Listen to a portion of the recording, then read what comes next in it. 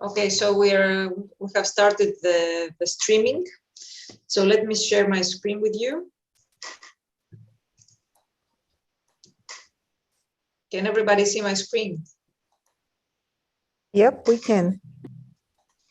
Okay. So welcome to our Polar Star workshop.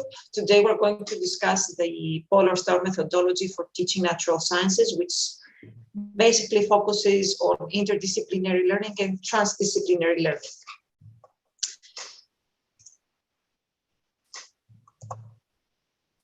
So let me get started with why we have been developing this methodology over the years and why started everything. The reason was quite simple, really. The reason was because every single teacher we've talked to basically keeps getting the same question from their students over time. And that question is, why do I have to learn this? Has anybody from the group not had to face this question over their teaching life? Is there anybody who never had this question posed to them by a student?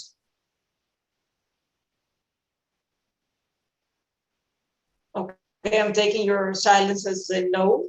So I'm sure you you can relate to the question and to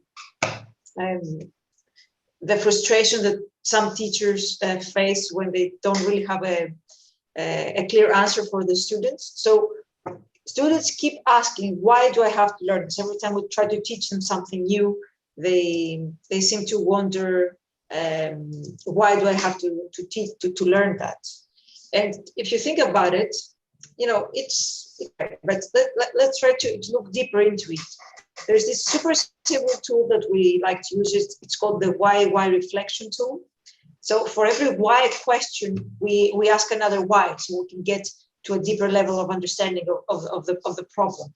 So why do our students complain that about what they have to learn? Sometimes it's just because they have too many things to learn and to study. Sometimes it's because they don't have enough time to work on a project, or they don't have as much time as they would want to. Sometimes it's just because they don't want to study, and sometimes it's because they find no meaning in what we teach them. And this last proposition is probably the most difficult one. So using my why reflection tool, I'm going to ask why again. So why in what we teach them? So that's the question we're trying to answer with our methodology. The problem starts with the fact that for most countries, what is taught in school is quite distant from students' everyday life. There is a big gap between what happens in school and what happens in real life. And in Polar Star, we're trying to bridge that gap. So what happens is that in everyday life, students, you know, they like to go out, they play with their toys, with their bicycles, with their mobile phones. They like to play music, to do all kinds of fun stuff. And that's what they want their life to be like. But, you know, when it comes to school, most of the time they have to go through a session that the teacher keeps talking and is doing a lecture they're not really interested in. Luckily, over the years, this has changed, and school is not just like that. Students get to do fun stuff in the school class as well. They get to work with their teachers on computers and do maybe online experimentation or do simulations. They might do some fun activities in an actual science lab. But still, the problem that remains is that what happens in school stays in school. The students don't really see the knowledge that they get transformed into real life.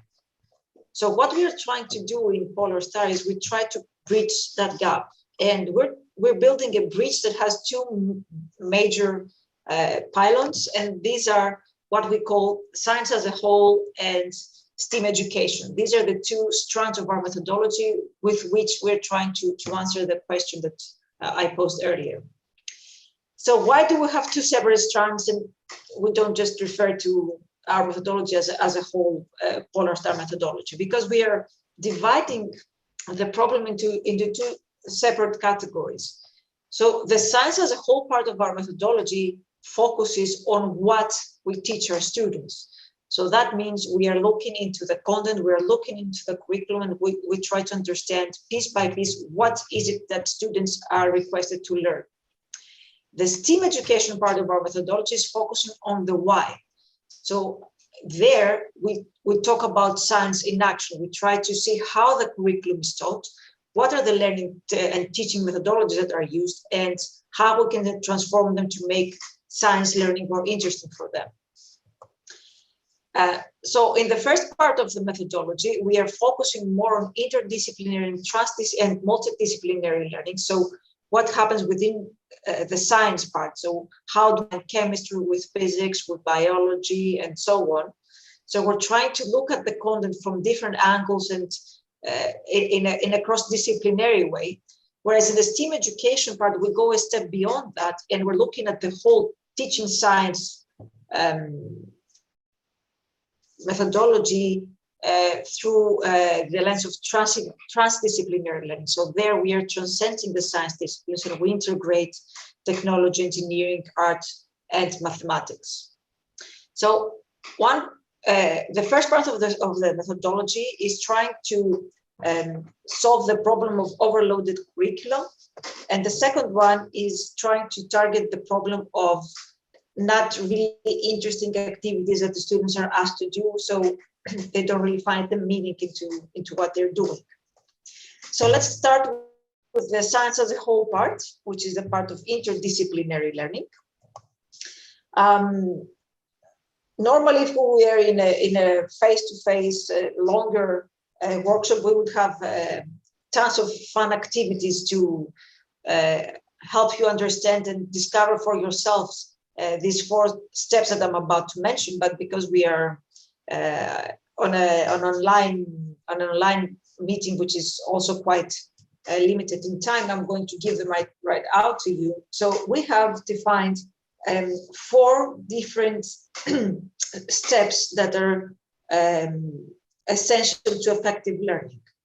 The first one is adding importance to what we teach. So helping the students understand the added value of what is learned. The second one is adding meaning to what we teach. So that is about helping students understand how a concept that they're learning is manifested in the natural world. So how it is involved in natural phenomena and how it is connected to the world we live in. The third step is adding experience to the equation. That is helping the students link their personal life and their personal experiences to what they have learned. So we are trying to add a personal dimension to the learning process. And last but not least, revisit, going back to what is learned and look at it from different views, from different angles, and within multiple occasions and in relation to new things that students learn. So it's revisiting is not really about doing a revision in the sense of rereading what I learned. It's about looking at one concept and learning about one concept within many different contexts. So I'm going to go step by step now and discuss each of these 4 separately and tell you what we have come up with. First of all, we're going to talk about the importance. So what is really important when it comes to teaching science? So this is the part that we do our first collaborative activity. So my first question to you guys is, do you think that all the concepts that you teach in your curriculum have the same gravity, or are they all equally important?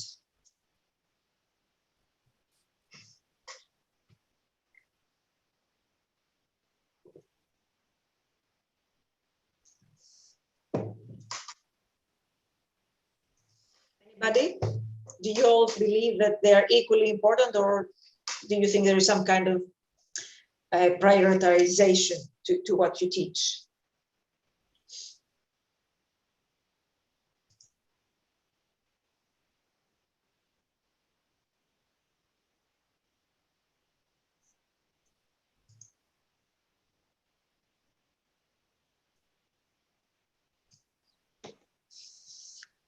I see Thomaï has opened up her microphone. Would you like to share something?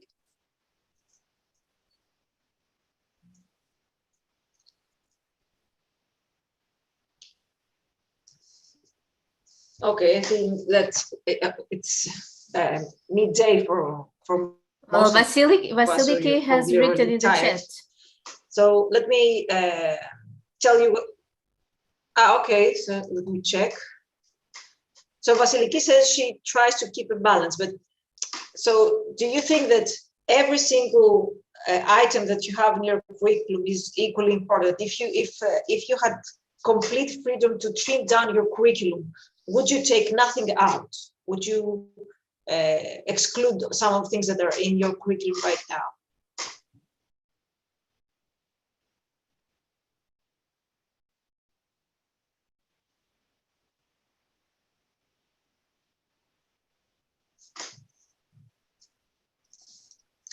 Thomaï says that she doesn't have a microphone. Thomaï, you can type if you want.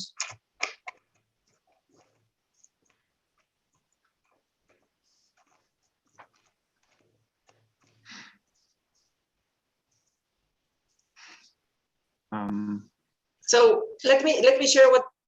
Yeah. Yes, Rudiger.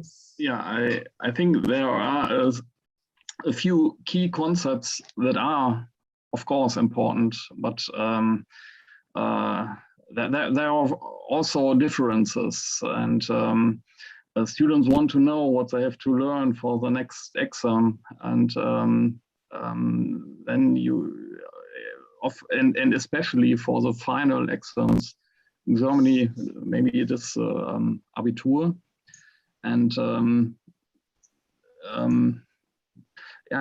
also teachers will orientate their lessons on these exams, I think. And we also have some topics that are not so important, and I think it is possible it's not really necessary to teach that. Mm-hmm. One thing that you mentioned that is quite important is that, and it also happens with the students. Teachers and students in particular, seem to prioritize the concepts that they learn and attribute value to what they learn based on what is likely to appear in an exam.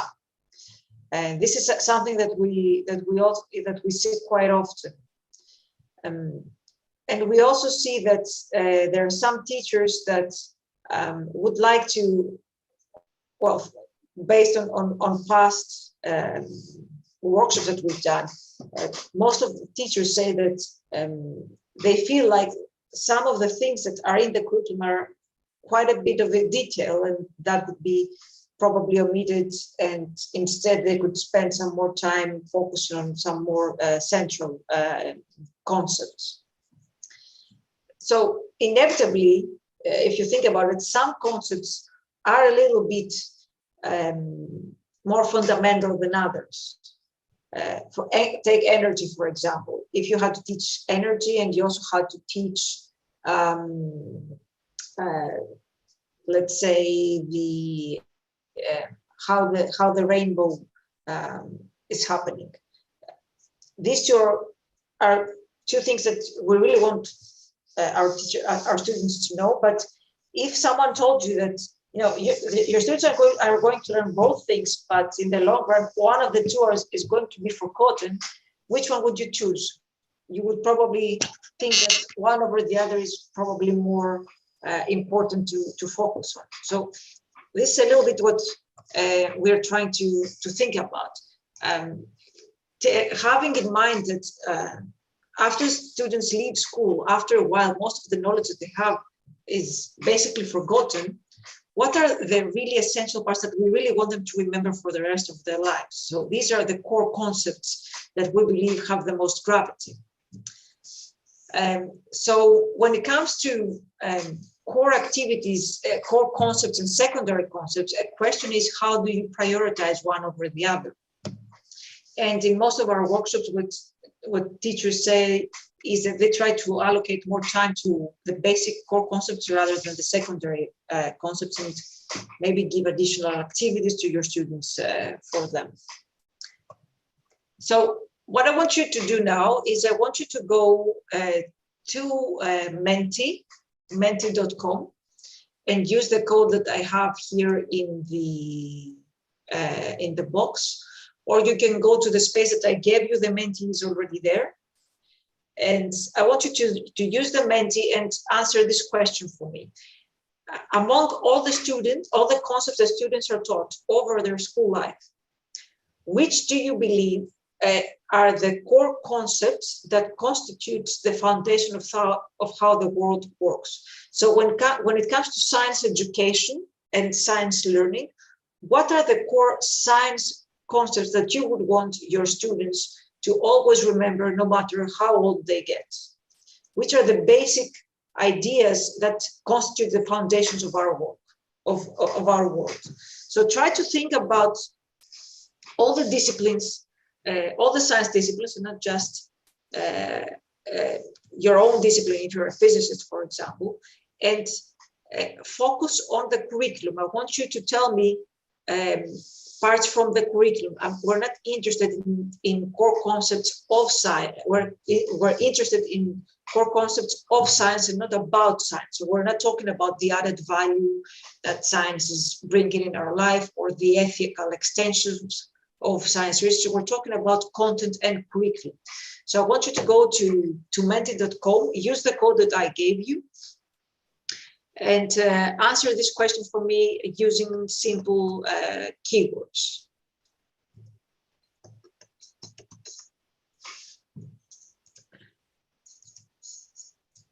Exactly.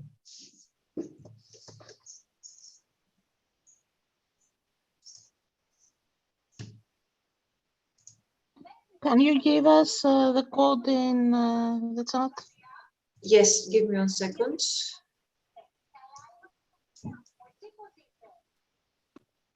Let me put it. You have the direct link in the chat now. Okay. But did you give them the code? I think that if they go through the link, they go directly to the place, because I took it from the grasp. Okay, let me add it. Let me add the code there anyway.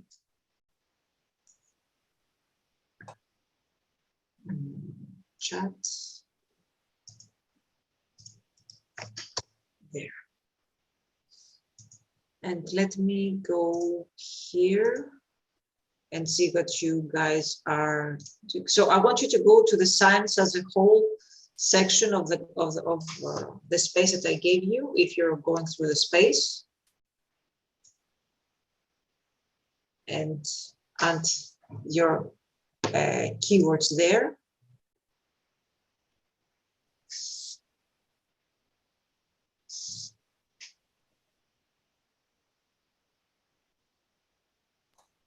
If anybody has any questions, you can write on the chat if you want.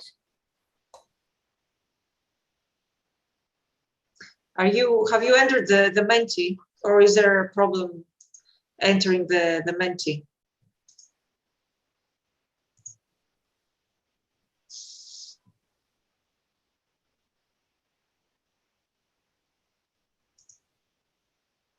Okay, we have the first one.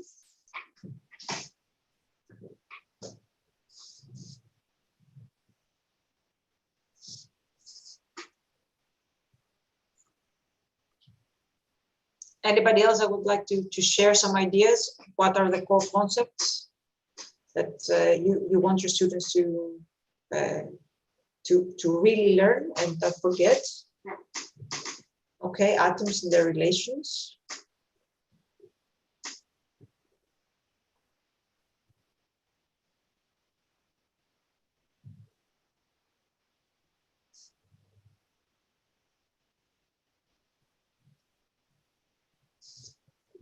Responsibility.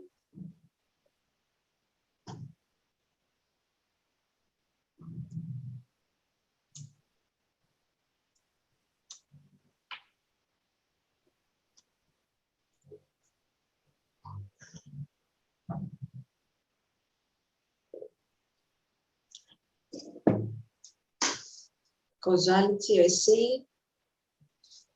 Fundamental forces, I assume.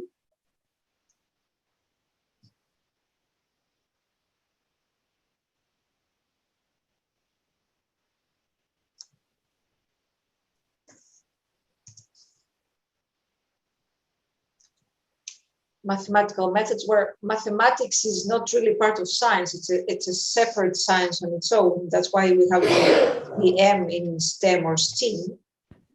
And it's obviously directly related to science, but still, when it comes to content, we do not really include the part of mathematics. Earth and ecosystem, I also see. Cells. Is there anything else I haven't checked? No. So back in, I don't remember the year, Jose, I think it was back in 2008 or 9, we started doing a dedicated workshop on that very question. We would have a whole hands-on collaborative workshop with teachers where we would ask them the same question, and then we did a set of activities, and the groups would come up with a set of basic ideas that, to their team's understanding, are the foundations of the world. And for each of the core ideas, we would have a small sentence that would describe the core idea, the core concept.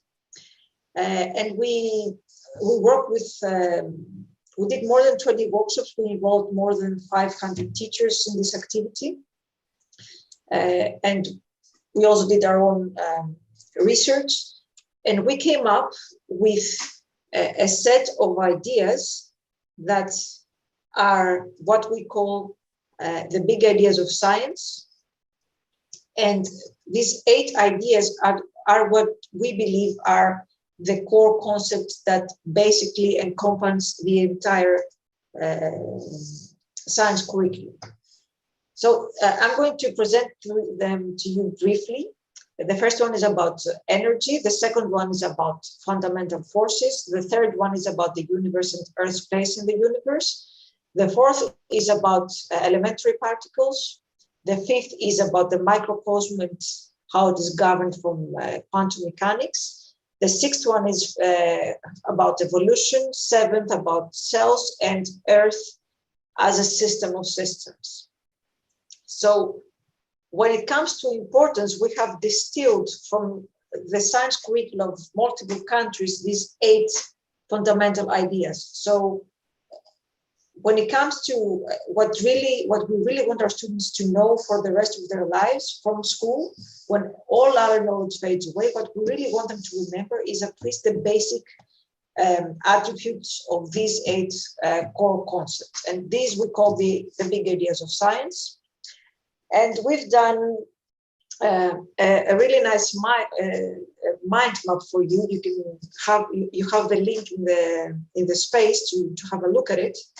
So what we've done, we've looked at the curricula of multiple countries, and we have connected the curricula of these countries to the big ideas of science. So what we are proposing when it comes to adding importance to what you teach is that every time you teach something new, you always connect it to that basic backbone structure, which we call the big ideas of science. So the more you use the big ideas of science as a reference system for every single concept that the students learn, the more familiar they become with it. So through this iteration and revisitation of the core ideas, at the end of the day, this is what is really going to stick with the students. So when all other knowledge fades away, what we expect is that at least the big ideas of science are more likely to stick around in their minds. So when it comes to importance, we have tried to discern between core concepts and secondary concepts and offer a very simple way of focusing on the core concepts throughout the school year. Now, going to the second of the 4 steps, we want to talk about meaning. So adding meaning to the concepts, and that means seeing the concepts in action through natural phenomena and through science and technology. So what we're really talking about is science in action. So let me give you a small example. Let's take a science concept and see how it is connected to technological achievements and engineering problems, and how these can be introduced into the science class to give meaning to the science concept. So if you're a physics teacher, you probably know that if you want to teach to teenagers three-dimensional forces, and in particular the conservation of angular momentum, the vast majority of the students find this to be a super boring topic to go through and a subject to learn. However, if you think about where we see angular momentum in real life, you will see, for example, that we see it in quite a few places that are directly related to our life, like GPSs, for example, or navigation systems in general, in Steadicams, in accelerometers, in gyroscopes, in a lot of things. And all these technological achievements are there to facilitate and give the answer, the solution to engineering problems that are coming from our society. So if a teacher starts talking about angular momentum in the class arbitrarily, chances are that their students will not be really interested in that.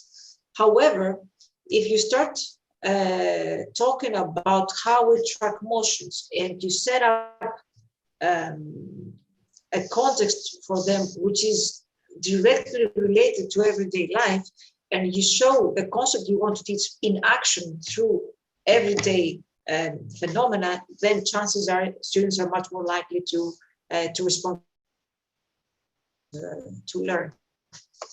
So when it comes to adding meaning to what we teach, here what we have really done is that we have taken, we're trying to increase knowledge retention through tangible results and real life challenges.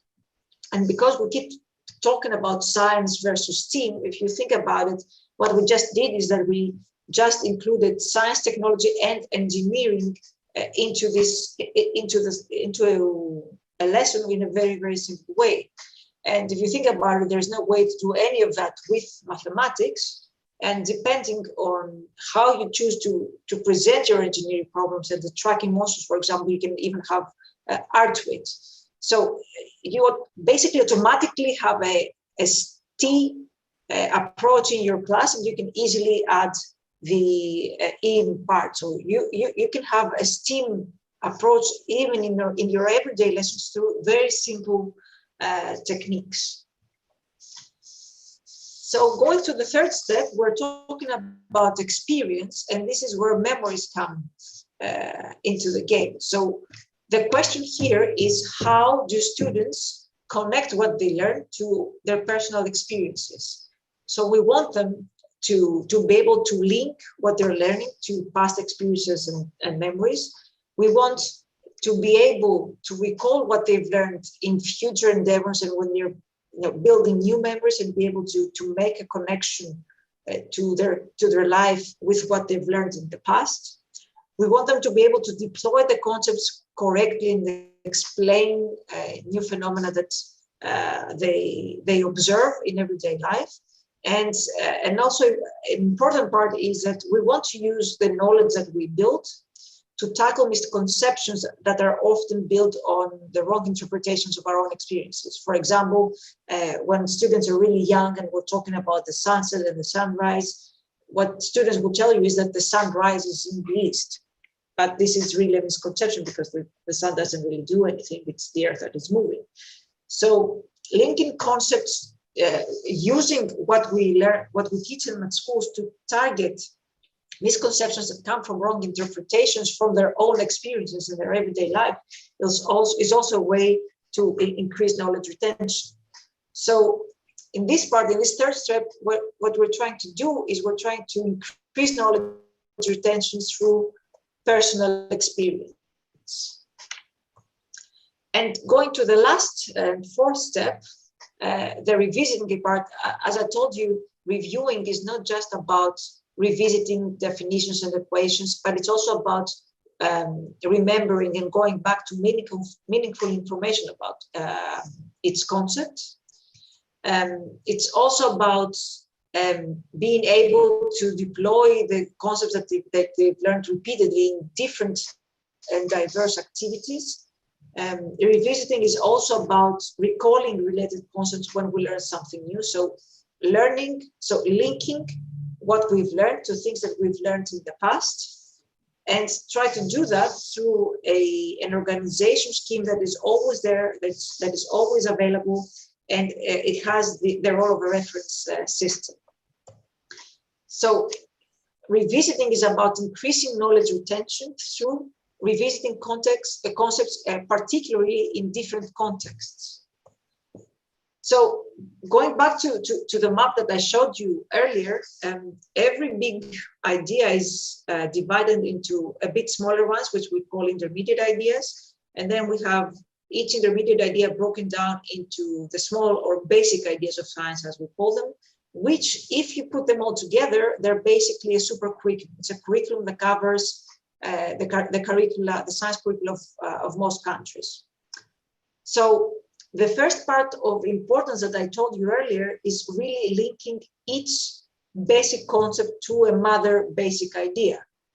But when it comes to revisiting, is that we bypass this pathway, this meaningful pathway of knowledge from a small idea, a basic idea, to a big idea, and we are creating shortcuts from one basic idea to the other and try to link them directly. So, for example, when I'm talking about fluids and gases in motion, I can go back and directly relate that to how atoms and isotopes are structured, for example. This is an arbitrary example.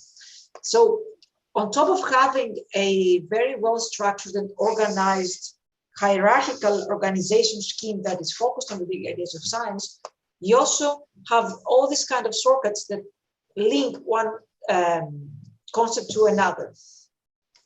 So what we're doing here is we're trying to increase knowledge retention by revisiting concepts within multiple contexts and through natural phenomena. So overall, the basic idea was to find a way to increase knowledge retention. And through that, answer the basic question that was, why do students feel like some things are not really worth learning? So we are using 4 very simple techniques to increase knowledge retention. One is by discerning the core concepts from the secondary concepts and creating an organization scheme focused on importance, which we call the big ideas of science. We connect what we learn with experience by presenting the science concepts in action through by presenting their role in natural phenomena or how they're used to technological achievements. We try to give personal meaning to what they learn by linking what students learn to their personal lives and experiences. And finally, we try to revisit concepts repeatedly. Every time we learn something new, we try to connect what we teach them to concepts that they've learned in the past, and that way they get to revisit concepts that they learned in the past. So in the framework of Polar Star, we do that, all of that, in a very simple way, using a tool called Science Wands, wands stemming from the phrase wandering along nature's dimensions. And we have 2 versions of the Science Wand, which I will show you in a minute. The Science Wand essentially includes 2 tools. One is the Knowledge Hive. This is it could even be a Google form if you want, but we like to use it like that for, and you will understand soon why. So the Knowledge Hive, the idea at the end of each chapter, you invite them to fill in a knowledge hive. So the knowledge hive has a couple of questions that are all related to the 4 steps that I mentioned earlier. So we ask the student to add a brief description, to tell us what is the bigger picture. So what is the big idea of science that hides behind the concepts that they've learned? How we ask them if they know of any phenomena that are related to the concepts. we ask them about where do they find this in their everyday life, if they have any personal experiences or stories that they are connected to this concept, and if they know any other concepts that are somehow related to it. So the Science Hive, the Knowledge Hive essentially encompasses all the four different steps that I mentioned earlier. This is our first tool, and the second tool that we have, so these are some examples from in-class implementation from last year. So students at the end of each chapter, they are asked to fill in a knowledge hive, and they can do it however they like. They can paint, they can draw, they can do whatever they want with it. So this is the first tool. The second tool is the knowledge map. So what we invite the teachers to do is to take up a wall in their class, or give a big piece of paper to each of the students. And every time the students learn something new, they fill in their knowledge hive, and for that particular concept, they get a hexagonal tile, and they place it on their paper or on the wall. And every time they learn something new, they add an additional tile to their paper or wall. So gradually, as the year goes along, the students are creating their own knowledge map. The idea here is that students don't just put the tiles on the board, they put them together to make a puzzle according to how they feel that each concept is connected to each other. So the idea is that you give them an empty tile, preferably we use different colors for different big ideas. We ask them to add the name of the concept and place it on the map. And then we invite the students to tell stories around the map that they have made. So let me give you an example and explain to you how this has come to life. So the idea behind the knowledge map is personalized learning, and it is based on two core activities. One is what we call personal geography, personal activity that artists or crafters do, and it's meant to look within and try to make a map of yourself. So it's an activity that helps you understand who you are and what you like, what you don't like, what are the key stories that have played a significant role in your life. It's essentially mapping yourself. So in our case, what we're asking the students to do is map what they're learning. We ask to make a personal map of what they've learned. So personal geography is the first tool that is incorporated in this knowledge map activity. The second one is storytelling. We ask the students to look at their maps and try to make a story out of them and give meaning to them. So let me give you a small example.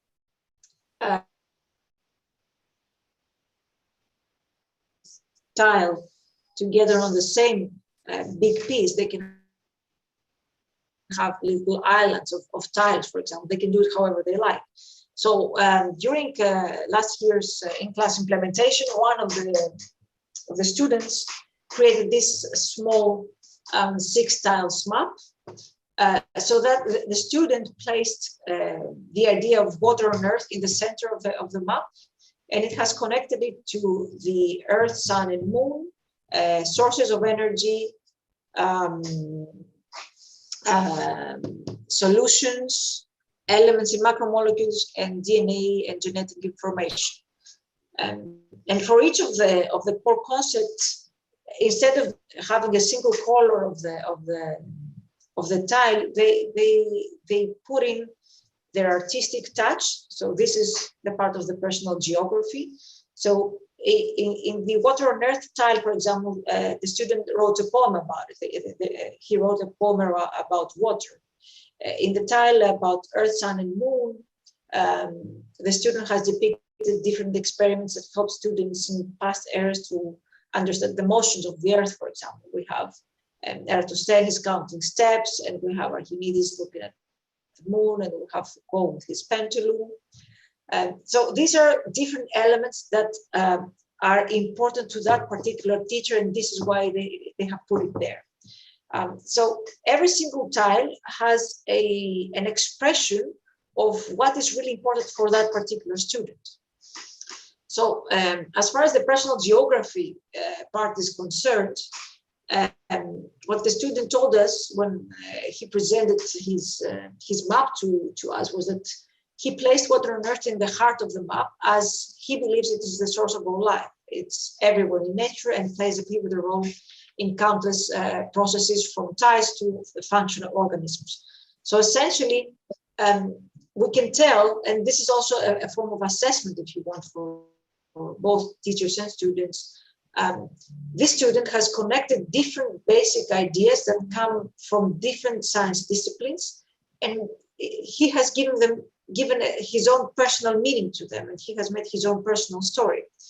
And when we asked him to make a story about it, so the storytelling part, he told us this amazing story about a water droplet that made a journey through the planet.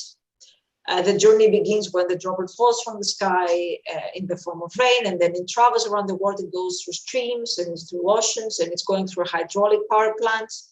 So that's the sources of energy thing. And it's moving along, and it's going into tap water, and then at some point it ends up in a lab, and it becomes part of a vaccine that is injected in someone who has malaria.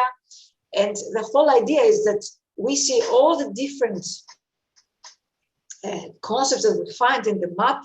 They are basically translated into little bits and parts of the story. The story of a droplet that starts from falling in the sky, does an amazing journey through different places of the planet, only to end up again in a cloud. So this allows the students not only to give meaning and importance to what they're learning, but also to be able to have their own artistic expression related to what they learn. And they can do it either on their own, or they can do it collaboratively in the class. In many of the classes that we worked with, students decided to do this collaboratively and do a big map in their school, in their class. So you can play with the science word in two ways. One is the tangible one, so you can print out the science, the inspiration hive that I showed you, and ask your students to fill it in manually, and cut the tiles and do this activity with scissors and on your board, or you can do it digitally using the Science Wand tool, which I will present you right away. I will just give you a small demo. Do you have any questions so far? I don't know what's happening in the chat. People are just saying that it is a remarkable idea, says Loredana, and very useful. But well, I think I'm glad to hear that. I have admitted a few people now, so I think that some people believe that the workshop was about to start now. I think that's always the problem with having different hours in different countries. We have started 1 hour ago, yeah, but everyone is very welcome anyway. Of course, the time difference doesn't always help, I would say. Originally, all the times were in CT, so yeah, that could have been confusing for some people. But of course, like Priscilla said, everybody's more than welcome to participate. So let me give you a quick tour of the Science Wand, and I have to tell you that you're basically the very first people to see it, because we have just released it. let me go on and show you how it works.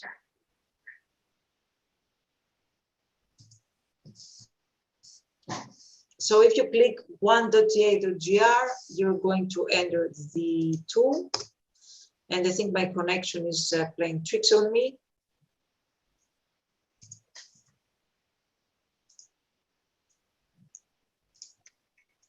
Let me close a few.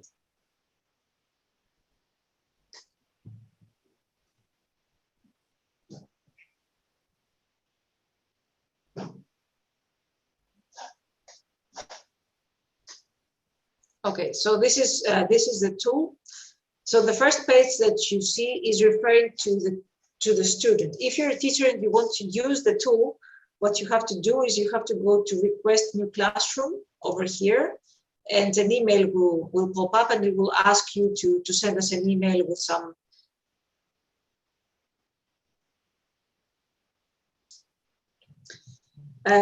so what we're doing is we as administrators are going to create a class for you. We're going to give you a classroom key, which you will be able to use with your students.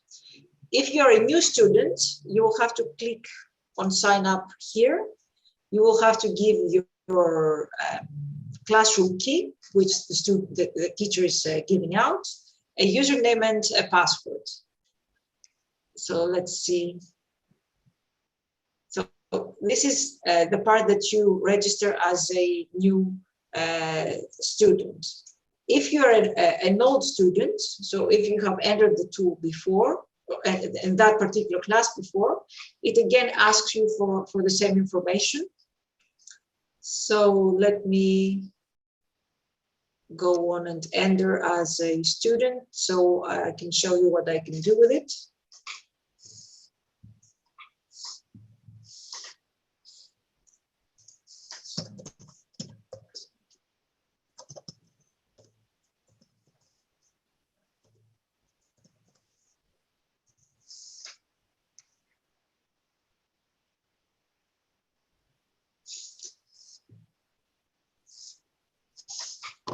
I just have to tell you that it's my connection that makes it so slow.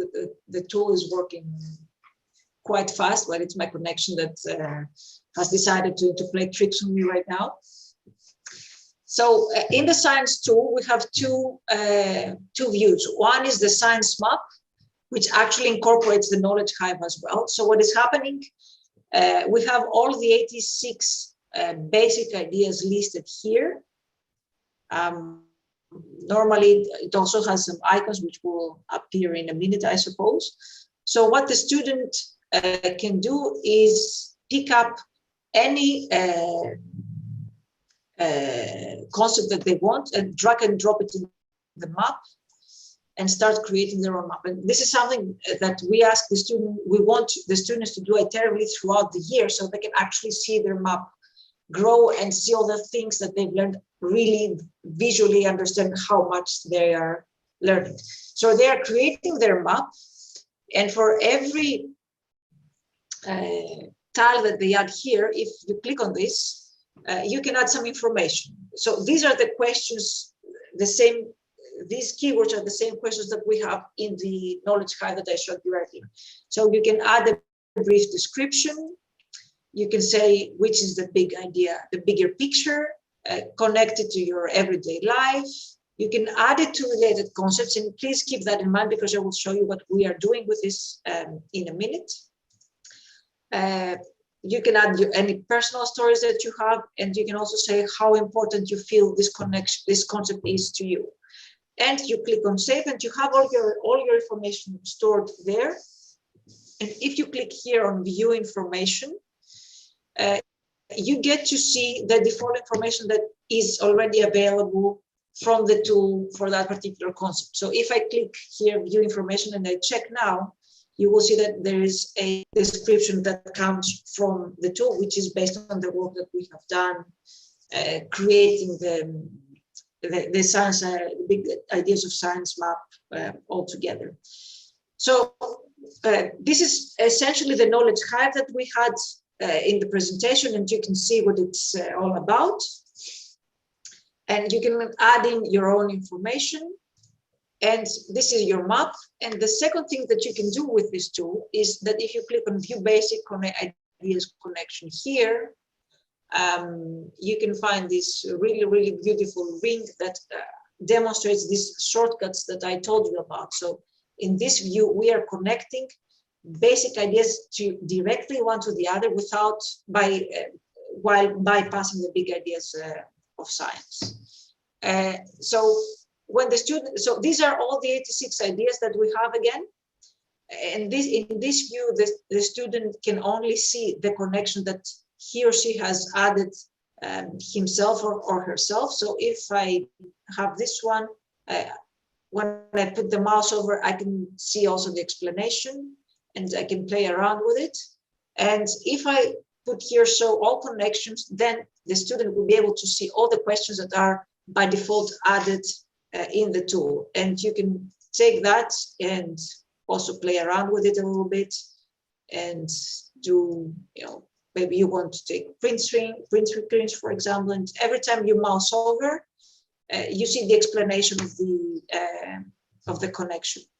So the ideas are placed here according to colors. Each color represents a big idea of science. So again, the student has the default information that comes from the tool, but he or she can also see the questions that they have added themselves. So again, they can see the progression of what they learn.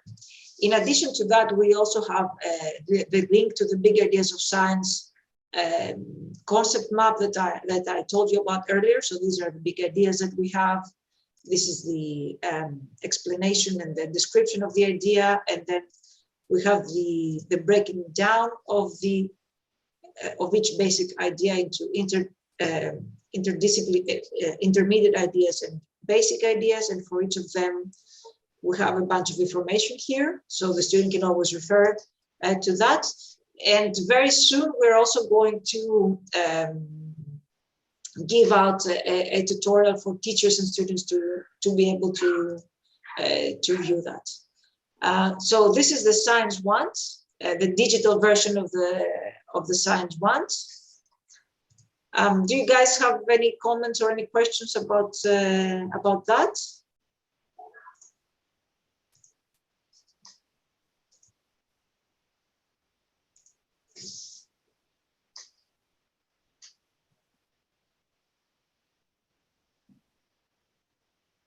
Thank you, Spasia. I hope you guys really give it a try and tell us what you think about it, and maybe use it with your classes. I also forgot to mention that the teacher also has the teacher cannot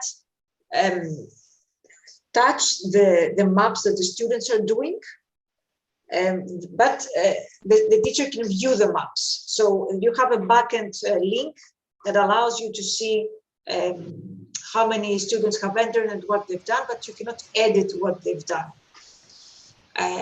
You're all invited to request a new classroom and give it a try yourself, for sure. I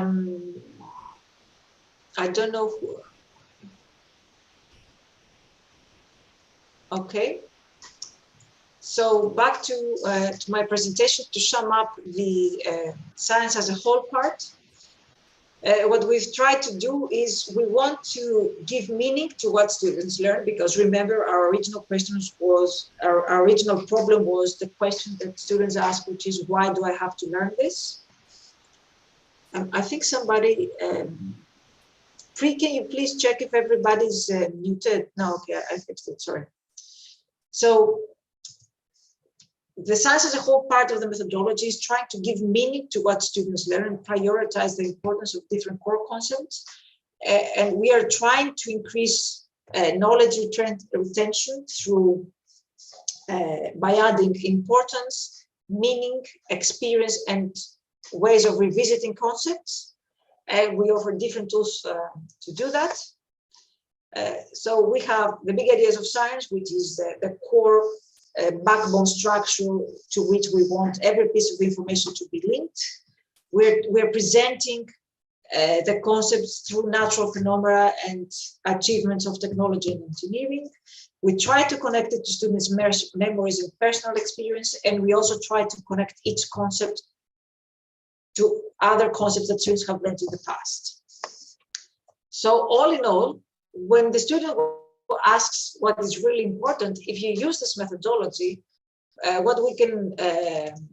what we're offering you is an opportunity for the students to assess for themselves what feels more important and to judge what is more important based on meaningful criteria. So based on the role of the concept in explaining natural phenomena or the use of it in everyday life or based on their personal experiences.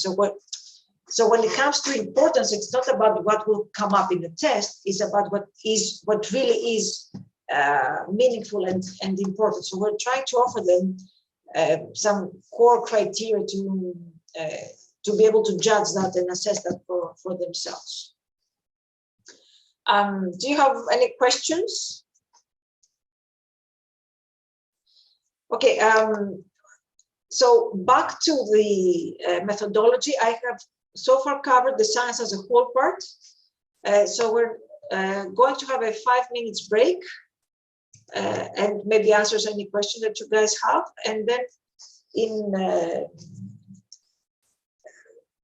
in 5 minutes, we can start the second part, which is dedicated to the STEAM education. Do you have any comments?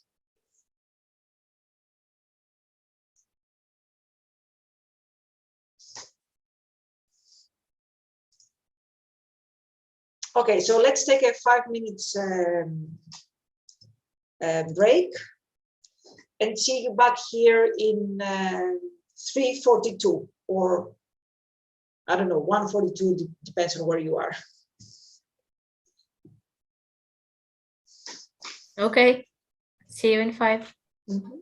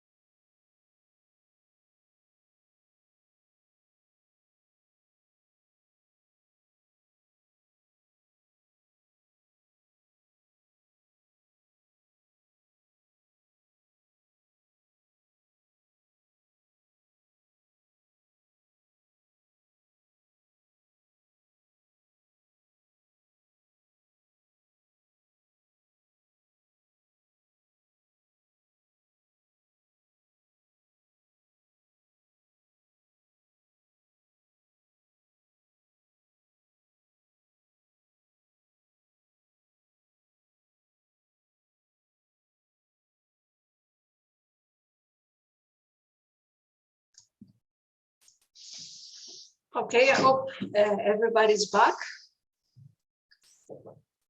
Let's start the recording again. Pri, will you start it again because you Yes.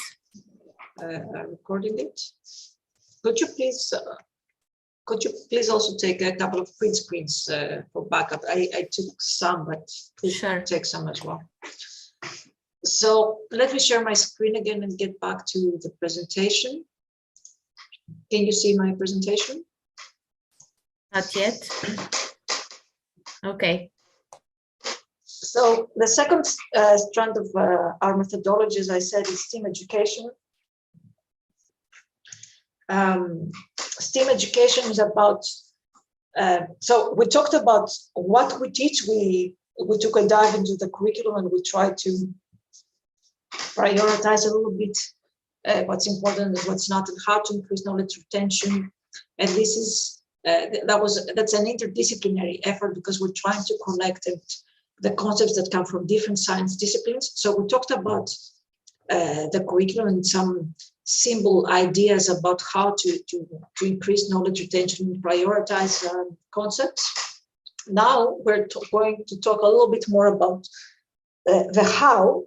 So, science in action, how to incorporate all these concepts into activities that are fun for the students and that are transdisciplinary. So STEAM education, and I'm going to ask you to play a little game with me. Let's pretend that it's pizza day for us and we're going to a pizza place, and I want you to go to the pizza place and order your favorite pizza. So I want you all to go to the space that we have, the space that I have shared with you, and go to the STEAM education tab.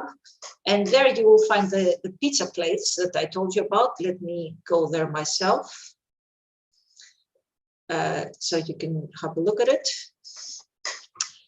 So when you go to the space, you go to STEAM education. And this is our pizza place.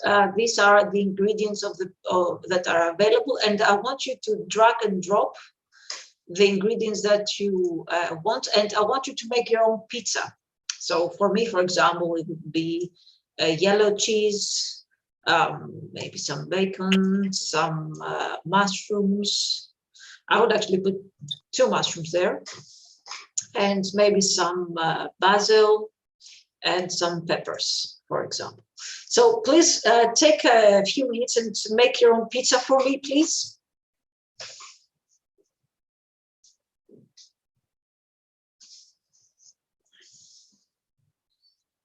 I'm going to stop sharing for a minute so I can give you some time to, I hope you're not hungry.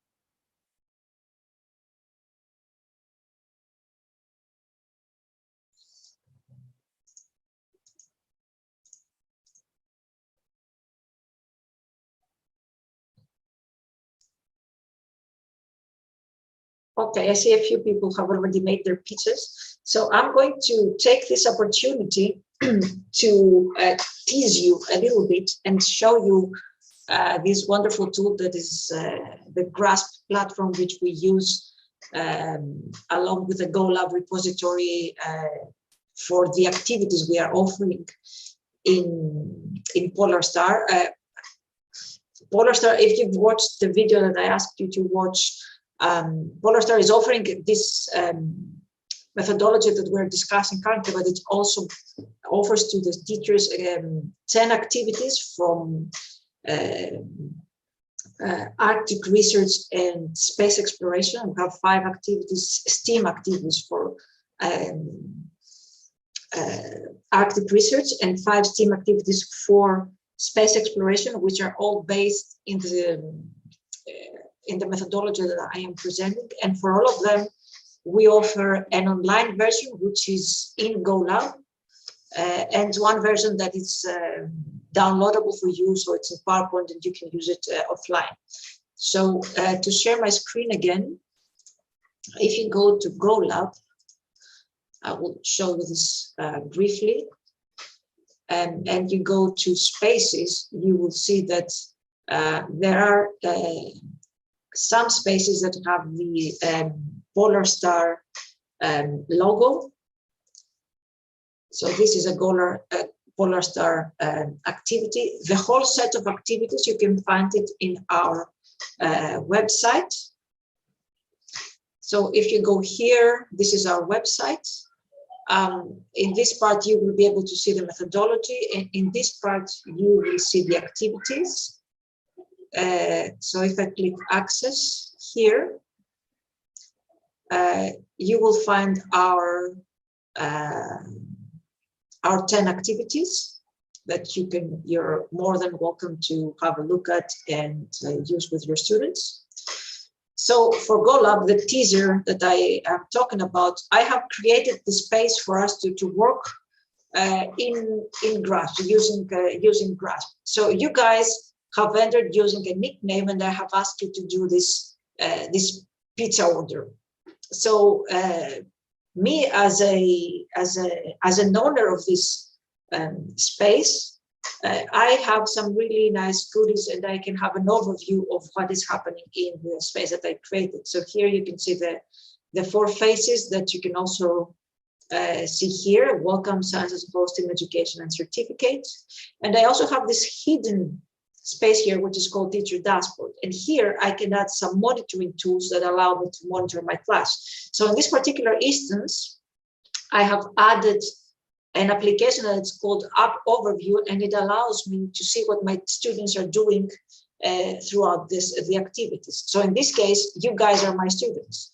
So I'm going to select phase STEAM education, which I asked you to work on, and I'm going to select an application. I'm going to select the Make Your Pizza, which I asked you to use, and here I'm going to check all students. So now I am able to see what all of you have been up to. So I can see, for example, that Annabella is probably a person who is not really into meat, and maybe not even not that much into dairy product, because she has only used mozzarella, but she's added a bunch of yummy vegetables here. So this is, I would call it a vegetarian pizza, for example. Or I can see that Aspa likes bacon and ham and pepperoni. So I can see all your different orders. So if I was able, and you can clearly see that each of you have made very different choices. You have quite a diverse set of pizzas. So let me go back to my presentation. All of you have used the very same ingredients, but you have created a very diverse group of pizzas.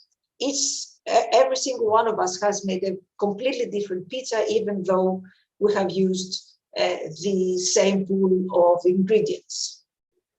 So if I was to look at your pizzas, we obviously did not make the exact same pizzas. And if I was to label the pizzas, I would probably say we have people who are strictly vegan. We have others that are passionate meat eaters. We have people who love veggies, so they've added a lot of veggies in their pizzas. And we also have the I eat everything type. So these are the people who like to put a lot of veggies, but also a lot of meat related products in their pizza. So imagine that we are in this pizza place, and the guy comes in and gives us the pizzas at random, and not in the order. It's not giving everybody the pizza that we ordered, or some mistake happens and we all get the exact same pizza. Do you think that our company would be happy with the delivery and the order that we made? Do you think we would enjoy our pizzas?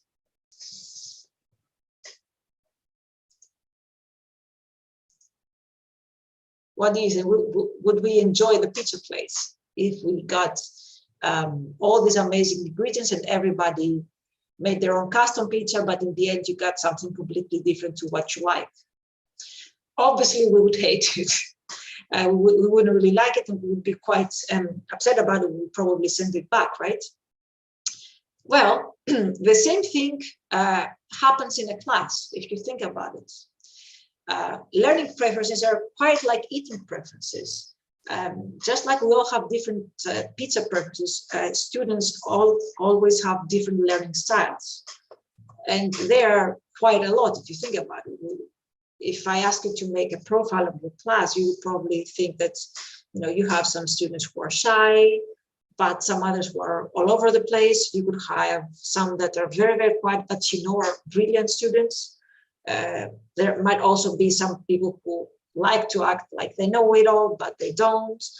Some of them might love hands-on activities, others would enjoy reading more than doing. So you have all different types of learning styles in your class. And yet you have to teach all the students at the same time using the exact same activity while trying to respect their different styles. And this is quite a bit of a challenge. I'm sure you already know. So for us in Polar Stars, when it comes to STEAM, there is no one STEAM approach. We have many different flavors of STEAM.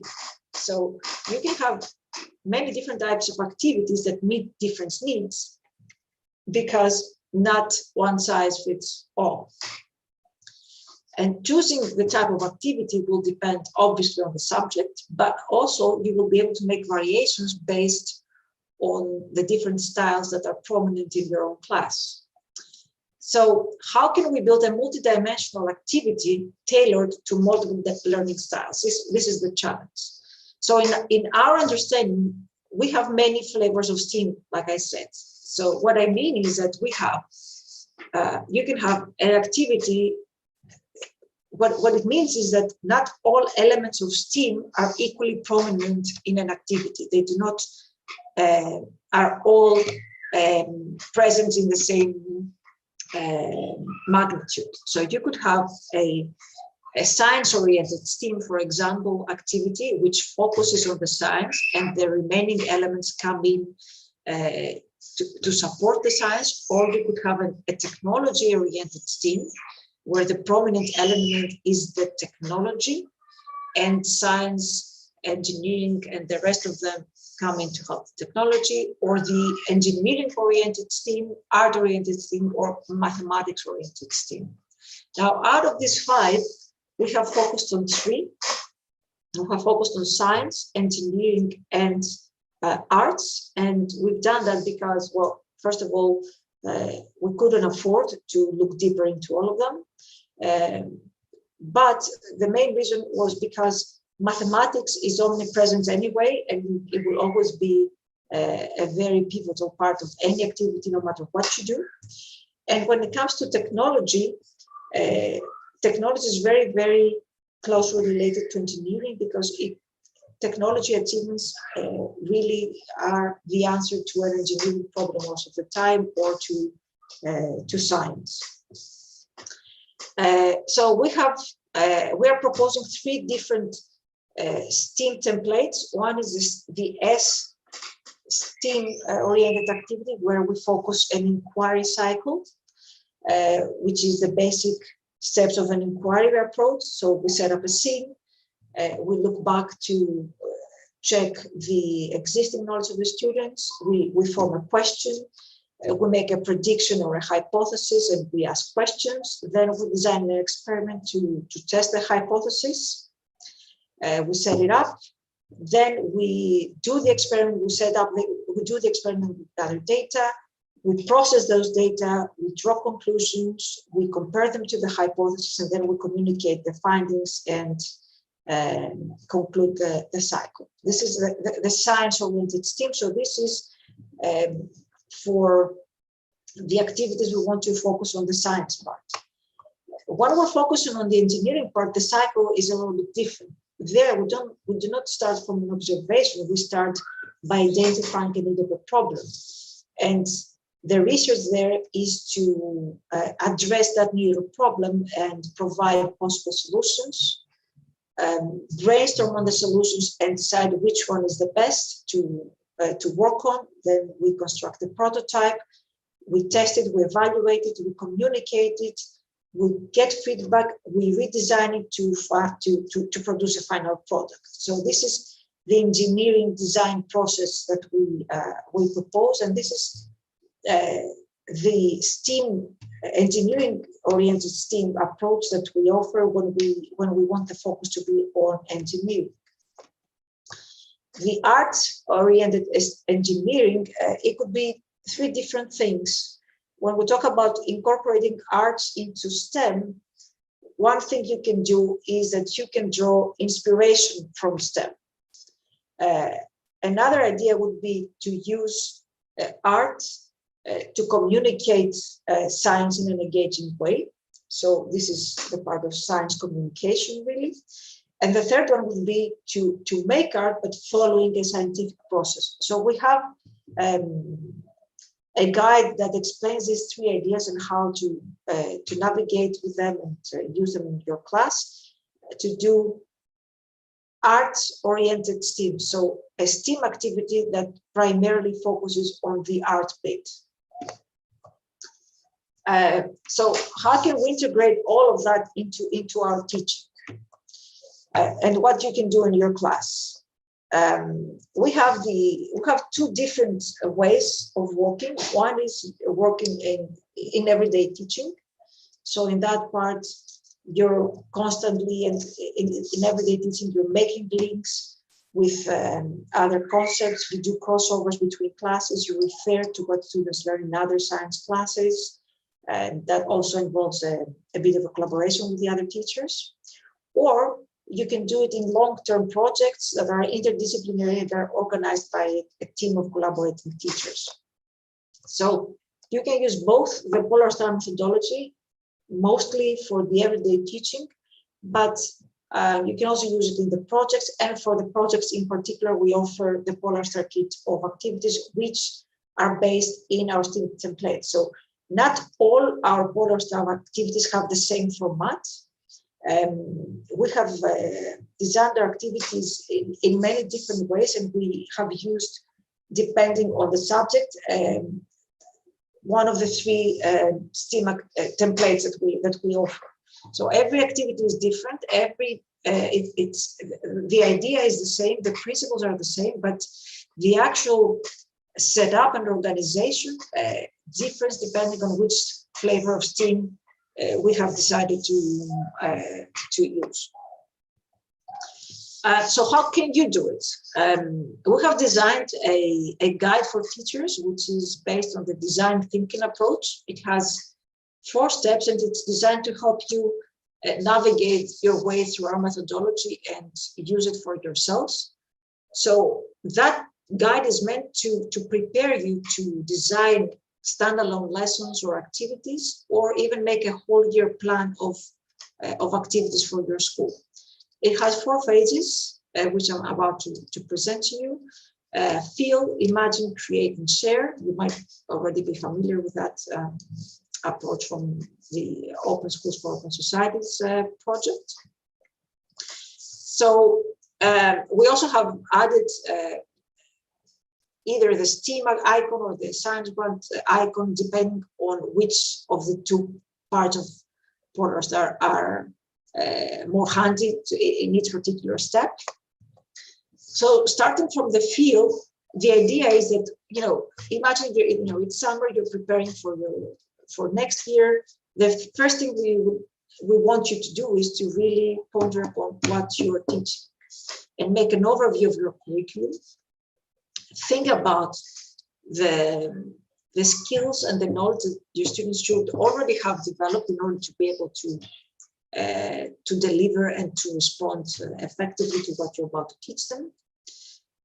Then we ask you, remember the 4 steps that I said earlier, we're kind of asking you to do the same steps here, really. So one thing you need to consider is what the importance of each topic. So for each of the things you teach, why is it important? For each chapter, think about the links you can make to other concepts in technology and engineering achievements in everyday life, and try to incorporate these little bits and parts in your teaching style. The third thing that we ask you is, where should my focus be? If I was to do an activity with that, or if I was to, when I'm about to present a concept, what should your focus be? Should it be on science, on engineering, or mathematics, or art? And that really depends on the subject. In some cases, you might have to teach something that the actual science behind it is amazing, and you want to focus on that, because you might have a great experiment that you want your students to do, for example. Or it might be an activity, it might be a concept that is directly related to some engineering problem that is very broad and very closely related to students' lives. So you might want to teach that concept starting from an engineering approach. Or it might be something that is in a great way related to art. So you might want to start from an artistic approach in order to approach the subject. And then you have to decide how do you focus on that aspect of STEAM. So the first phase, the feel phase, is to really feel your curriculum and try to decide, what is the most important, what is the element of each concept that will lead you to build a lesson that is interesting for your students. And then we'll move on to the imagine phase. If you're working alone, the idea here is to think about where your focus should be. When and how is it best to integrate links to other concepts, links to technology and engineering, links to everyday life? So in which part of the learning process do each of these elements fit best? And think about how you can make these connections tangible for your students, and how to add personal experience in that learning process. So this is really the part where you start building your activity and decide where in your everyday lesson, where you should inject all these new elements you're bringing in based on the 4 steps we discussed. If you're working with colleagues and you want to you want to work collaboratively with them on bigger projects, we have designed a particular workshop that you can do in your school. We have a complete guide with all the materials that you need to do the workshop on your own at school or with us. And in that part, now that you have looked deeper into your curriculum, what we ask you to do is to have a look at what your colleagues are teaching, so you can relate to that as well. And think with them and brainstorm on whether you have, what is the common ground you can step on to teach collaboratively. And then think about how to take advantage of the overlaps that are there, and how you can use common concepts to make connections and build an interdisciplinary project. And like I said, we do have a workshop available for that to help you and your team go through all of that.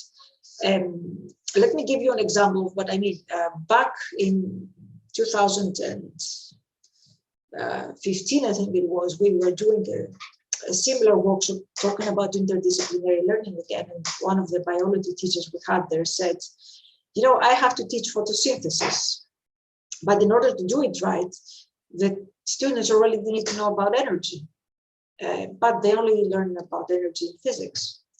So it would be great for me as a biology teachers to be able to prepare my students in collaboration with the physics teacher to explain, so that the physics teacher in his own or her own class can pave the way for me and discuss with the students about energy and the different manifestations of the concept and how you can see it in everyday life, and how energy, for example, is present in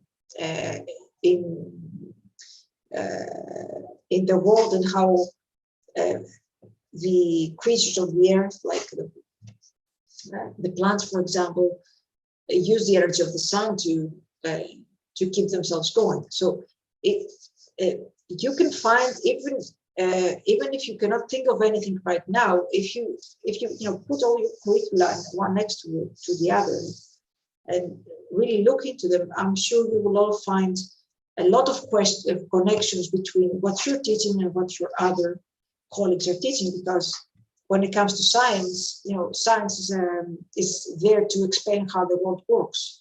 And obviously there are overlaps. They're not standalone, isolated boxes: physics, chemistry, biology, and so on. So try to think of the connections there and how you can take advantage of those connections. And once you spot them and you have an idea of what are the concepts you want to work on and how you can connect to each other, then it's time to create your lessons. And that means either creating an interdisciplinary project that will go on for a certain amount of time throughout the school year, or in your everyday teaching, how each of you can make crossovers to other science disciplines and connect what you're teaching to what other teachers are teaching to the same students in other science disciplines. So really like doing cross references between the subjects. And then the idea is that if you're doing a long-term project, if you're working alone, you can obviously choose a subject, and based on what you've done in the two previous steps, you can set up your own project. If you're working with colleagues, you can do an activity through the participatory workshop and design a interdisciplinary activity. You can all choose one of the templates that we propose and design an interdisciplinary project. When it comes to everyday teaching, what you can do is you can make a timeline of the connections and the links you want to mention. So you're at any given moment, you're able to see what precedes and what follows what you're teaching, and you can make the proper connections, either in your own class or in collaboration with your colleagues, having crossovers and linking the subjects that you teach. And once you've created your plan and your lessons, obviously you get to implement them with your students. You get to evaluate the process and to what degree it worked. You can share your findings with the rest of the team, and for the next year you can refine what you have already done and make it even better. This is essentially the whole process that would lead you to doing a completely interdisciplinary STEAM lesson. And I know it might sound a little bit like too much work. So what we propose is that if you really want to do it, but it sounds a bit intimidating and a little bit too much for you, you don't necessarily have to go through your entire curriculum and do all this process for every single concept. What you can do is you can give it a try by picking 1, 2, or 3 basic concepts for your curriculum and just work on them.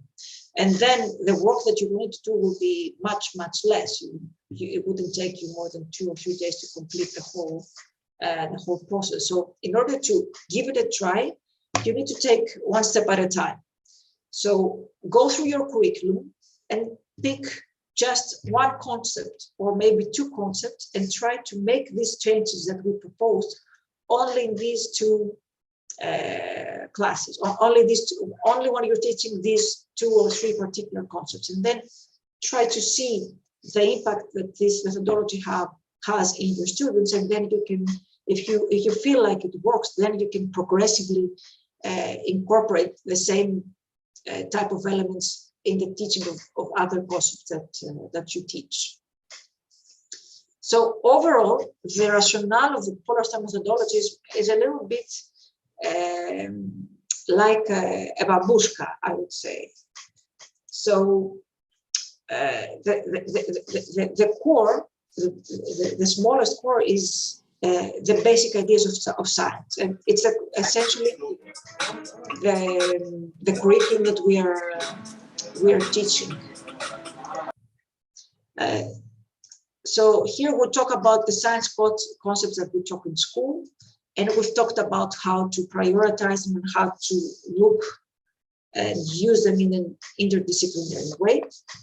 And then going a step bigger, we go from science disciplines to science as a whole. So there we talk about the bigger picture that is behind the individual ideas and how to connect all these things with other concepts and different phenomena. So from the isolated science disciplines, we go to science as a whole, and then we move on to STEAM education, in which we go a step further and we integrate science into a broader transdisciplinary context in which we connect the science to really everyday life. So now we go from what we teach our students to what and how we teach our students. So this is the overall rationale of the Polar Star methodology. So to sum up, what we are trying to achieve is that we want to offer you a seamless framework for the teaching of science disciplines in a uniform and easy way. So an interdisciplinary approach that will allow you to teach science seamlessly using simple tools. Why do we want to do that? Because we want to make sure that at the end of the day, when most knowledge fades away, we want to make sure that students at least keep the core concepts in mind. We also do it because even when beyond the core concepts, which we want to try to increase knowledge retention as much as we want. And most importantly, because we really want to give meaning to what students learn at school and connect it to their everyday life. So how do we do this? We offer you this interdisciplinary backbone structure of the big ideas of science, which is the map that I showed you. We do it by inserting a personalized learning aspect and meaningful connections between concepts and phenomena. And we do it by adding technology, engineering, art and mathematics extensions to science concepts. When and where can we do this? You can work on that in your everyday teaching, and at any given moment, you can do it with interdisciplinary long projects, or you can do it. You can use the Knowledge Hive and the Knowledge Map at the end of the year as a reflection process. With who can you do it? You can most certainly work alone. You can do it in collaboration with the other science teachers. You can also work with your math teachers and the art teachers. So it can be as big as you want it to be. You can either work alone or with whichever collaborator and colleague you feel like you can work with. So this is pretty much all that I had to tell you. Thank you very much for your attention. All the content that I have presented and much more is available in our Polar Star website, and everything is translated in Greek, in Spanish, in Portuguese, in Finnish, and in Polish. So the last thing I want to do with you, aside from us answering any questions that you might have, is that I would like you to go to the certificates section of the space, and I would kindly like to ask you to give a short evaluation of the workshop that we did using this form. And before leaving, please make sure you fill in this form below, so we are able to know that you were here, and we can send you a certificate after the conference. So I'm going to give you 10 minutes to fill in the forms and share any thoughts you have or any questions.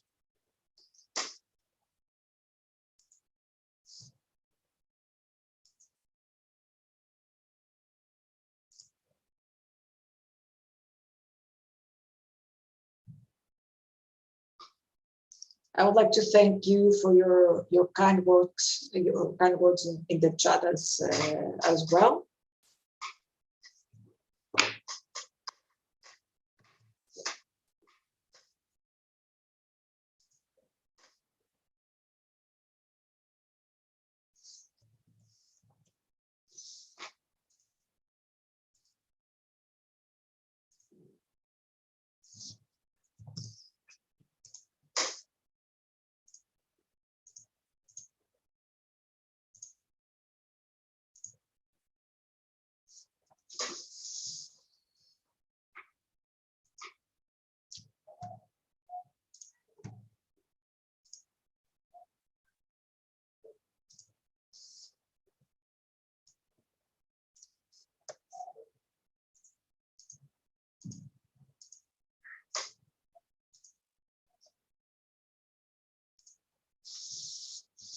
Do you guys have any comments or anything you want to ask?